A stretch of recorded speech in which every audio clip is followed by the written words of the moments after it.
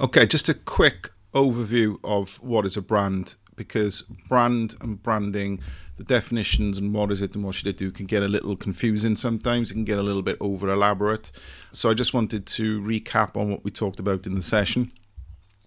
So if you look online, you'll see a plethora of different descriptions or different definitions of what a brand is. And like I said, from a certain angle or perspective, they're all right. These are just, if you like, different benefits that you'd like your brand to give you. And sometimes it isn't so much about getting wrapped up in the perfect definition of what a brand is. Really, it's about understanding what it is and what it does for you. So that's obviously why people try and define it, but people get a bit carried away with how they want to define it. So all of these definitions have a point when it comes to what you want your brand to do. So I just want to break it down in the simplest terms so that we understand what a brand is as we talk about how to build it through the sessions. So you start with, what is a brand? Well, a brand isn't your logo.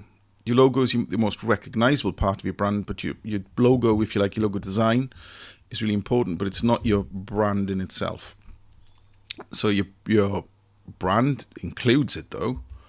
It also includes your product and the particular way that is created and designed to deliver value and to help people get the job done that they're trying to do.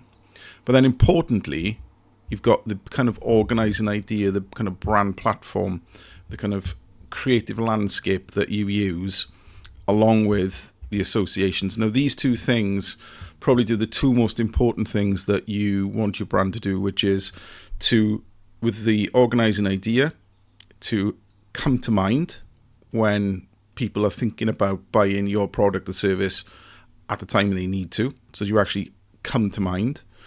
And then the associations that you've built up are the positive associations that make them want to pick you and why they understand why you're the best option for them. So that's the kind of combination of what is a brand. Importantly, what does it do for you? Well, again, I've said it needs to help make sure you come to mind in your target market's mind, and that they think positively about it, or they think about the right reasons why they want to buy you. But what should it do? Well, it needs to create that emotional connection, as we've just said. It needs to differentiate you. So you need to give people a clear choice. You need to be different to other people, to other competitors. So you also need to generate sales. So when it comes to mind, it creates consistency, it generates trust, it should generate sales, and you charge a premium so that you should be able to, people are buying that intangible value that you've created with your brand. So we've talked about all the emotional and social benefits that we looked at when we came to creating the customer profile. So these are the things that people pay extra for when they want to buy. And then when you're trying to put it together, so you're trying to create a bit of clarity, we've got this strategic hierarchy that I talked about. So you've got your strategic North Star.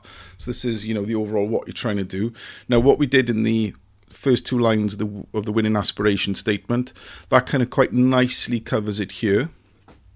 The product, well, we've looked at what the customer wants in session 3, I believe, and also we've looked at pulling that together with the business model canvas and how we deliver it in session 6. So your business model canvas can go here. It's more than just the product, but essentially it's how you get that product to your customers. And then your brand platform is where we're going to go with this, is how do we create that big idea, that big organizing idea that is what helps you come to mind and is supported by the positive associations. Like I said, this whole course has been about strategy and about how we pull all this together in a way that helps you win and is all aligned to make sure that happens. So we have already done many plays that will really help for the rest of this session. And to some degree, we might already have the answers in these, or we can just adjust from these. So have a look at those. And then we will, like I said, there's some examples here of strategic North Stars, strategic hierarchy, and the brand platforms. Let's have a look at that. as a refresher, and then we'll move into the exercises.